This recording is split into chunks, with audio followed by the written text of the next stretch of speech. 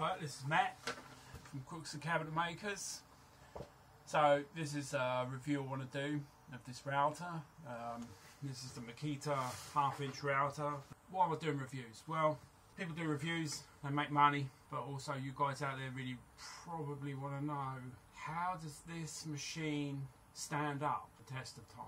You can't really do that if you've got a brand new machine because you don't know. Okay, so I've had a Makita router since I started woodwork, and that's around about 25 years ago. This one I bought around about 10 to 12 years ago. It cost me around about 200, 250. But now this one, today's market value is about 290 to a little over 300. So do I think it's worth it?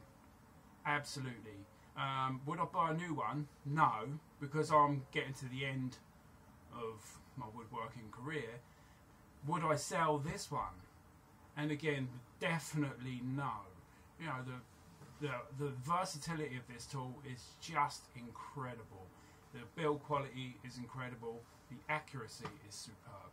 So, when I first got this one and I got the box, I felt the box was a little bit plastic, a little bit flimsy plastic, shall we say. But like I say, I bought this 10 years ago, and the box and the lining is still good as gold. The catches still work perfectly. So, first impression was definitely wrong. Handle still works and functions. It's absolutely brilliant. So we open it up. I'll take out some of the other bits. I'll keep a small selection of router bits for the building site. Back here in the workshop, I've got around about 200-300 bits. The other thing I've got in here is a little bit of wood. This is my fence extension. So I can run slightly, if I'm working on the top of a piece of, a side edge of a door, and I want to just get to the top and do something, I can run just slightly past and still have contact with the bulk of the door. So, but nowadays I see the new version of this has an extended fence, and the fence for the new one is pretty awesome actually. I used the uni base because I used to do a lot of kitchen fitting and a lot of worktops, and this one works. Back in the day this was actually the system to use, but nowadays a 30mm collet and a 30-pound worktop jig will be more than sufficient. In the box here I've still got the original foam lining in here, so I'm going to get the bits out anyway and show you what we got. So my router's for site, so I use the 110 version, but I've had 240 volt version, two 240 volt versions over the years, and they are superb. And they're both the same. They both cut exactly the same, accurate, smooth, good as you like. We've got a nice extractor piece. This is an original Makita part, and I use the hose adapter. That doesn't come with the set, but it fits in the box just like everything else. If you're cutting something like MDF, absolutely no problem.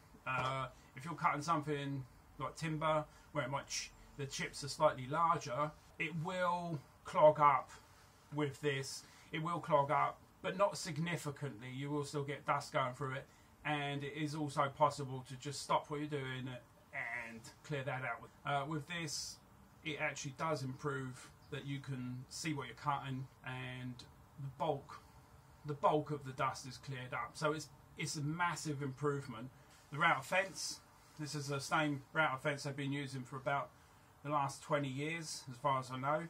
The new fence is greatly improved. I like it. From what I've seen, it's got longer guide rails coming out here. They look about 400mm from what I've seen. And across the front here, they have an extended front that runs out either side. Exactly what I did with my block of wood. But the actual router itself is quite weighty. But I think that is really essential, because when you're cutting with this, your cutting piece is running around about up to 23,000 revs.